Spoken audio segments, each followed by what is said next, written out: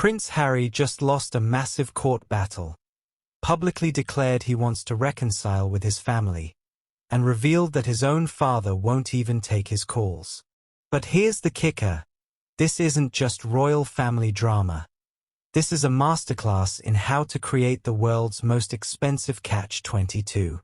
Buckle up, because we're diving headfirst into Harry's reconciliation problem. And trust me, it's messier than Camilla's first attempt at making scones. Welcome back to Royal Cookies, where we serve up the juiciest royal gossip with a side of heart-wrenching humanity. Please remember to subscribe and click on the notifications bell icon, so you will be notified whenever we upload new cookies about the British royal family. But here's where it gets absolutely bonkers. Harry claimed that this court case with his father, King Charles III, over security protection led to a cutoff in communication. That's right, folks. A security dispute has turned into a full-blown family silent treatment. It's like arguing with your dad about borrowing the car keys. Except the car is worth millions and the keys are literally bodyguards. Think about the irony here. Harry wants to come home to reconcile, but he can't get proper security to do it safely. It's like wanting to make up with your ex, but they've changed all the locks and hired a bouncer.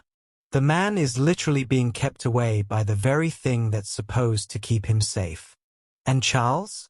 Well, apparently His Majesty has gone full new phone. Who dis? On his younger son. The father of two spoke of his want to reconcile with the family. But when your own dad won't pick up the phone, you know you've really stepped in it. But wait, because this is where Harry pulls out what I like to call his emotional Hail Mary. In a recent BBC interview that had more plot twists than a Netflix series, Prince Harry said Friday that he would love reconciliation with members of the royal family. Now, I need you to imagine the sheer audacity, and honestly, the heartbreak of going on international television to essentially say, "Dad, please talk to me." It's like taking out a billboard saying sorry after a massive row, except the billboard is seen by millions of people worldwide. And here's what really gets me. Life is precious.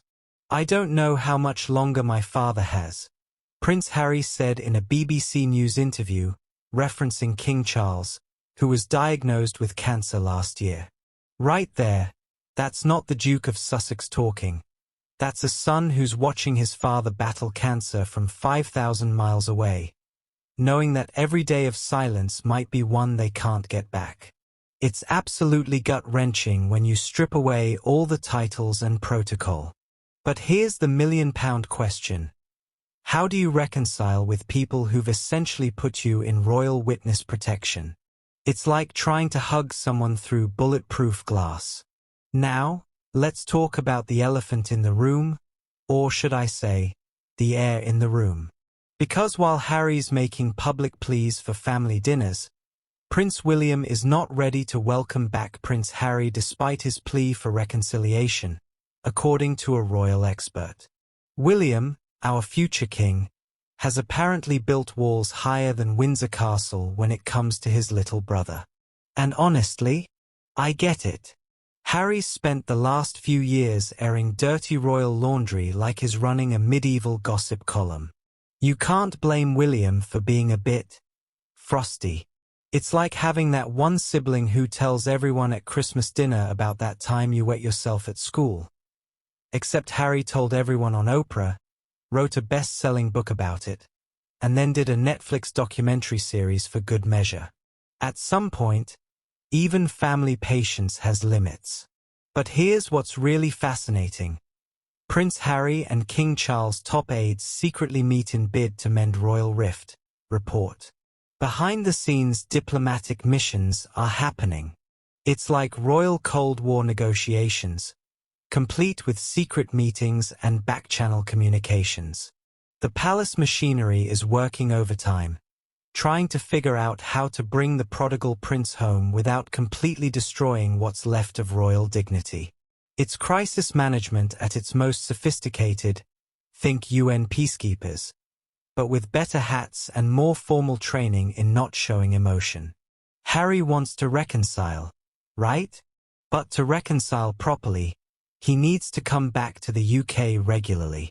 To come back safely, he needs security protection. To get security protection, he needs to not be at odds with the government and his family. But he's at odds with them because he left and aired all their business. It's like needing experience to get a job, but needing a job to get experience.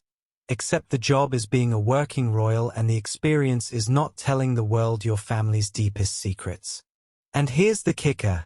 Every time Harry makes a public plea for reconciliation, he's essentially proving why the reconciliation is difficult in the first place. The man can't sneeze without it becoming international news. How do you have a private family conversation when your entire existence is public property?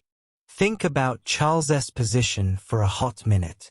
Your son has spent years publicly criticizing your parenting, your wife, your institution, and your handling of his late mother's legacy. Now he's on television saying he wants to make up. But oh, by the way, you also need to provide him with taxpayer-funded security and restore his privileges. Now, let's talk about William, because brother or not, the gulf has widened between Harry and William over the years, and that's putting it mildly. William's not just the older brother here. He's the future king watching his sibling potentially undermine the very institution he'll one day lead. It's like being the responsible child watching your sibling throw a years-long tantrum. Except the tantrum is broadcast globally and threatens the family business. Every interview Harry gives, every reveal in his book, every Netflix episode. It's not just personal drama for William. It's a direct challenge to the monarchy's carefully maintained mystique. The royal family's power comes from being above the fray, not wallowing in it on primetime television. Imagine you're running a luxury brand built on exclusivity and discretion, and your brother keeps going on podcasts explaining how the sausage gets made. If you're obsessed with royal strategy and environmental impact like I am, make sure you're subscribed to Royal Cookies because we're serving up the most sustainable royal content on YouTube. And remember, in a world full of fast fashion and royal scandals, sometimes the most revolutionary thing you can do is wear your values on your sleeve, preferably in a gorgeous shade of green. Sophie's proving that environmental activism isn't just about what you do, it's about who you become. Until next time, keep munching on those eco-friendly royal cookies.